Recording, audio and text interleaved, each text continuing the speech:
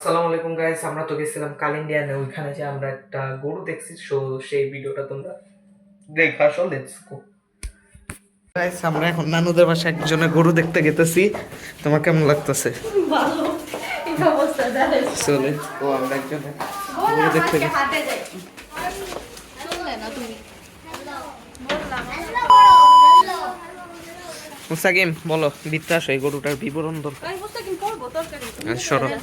আর এই সেই ইবনানও আছে এখানে। হ্যাঁ গাইস আর ওই যে গরুটা, ওয়াও মাশাআল্লাহ মাশাআল্লাহ মাশাআল্লাহ মাশাআল্লাহ ইনশাআল্লাহ ইনশাআল্লাহ ইনশাআল্লাহ ইবনান চিল্লাইবা না।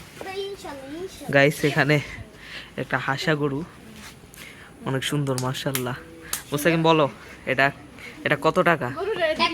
দাম কত বলো?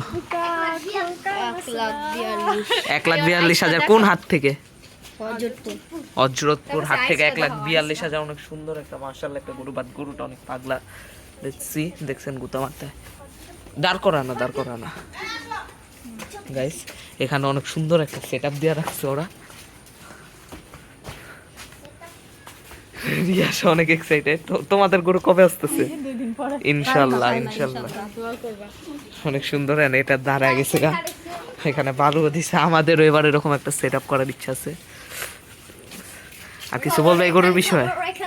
আর কয়টা গরু আসবে এখানে? কখন? এই যে রাত আনুমানিক 3টা। তুমি যাইবা কিনতে? আহারে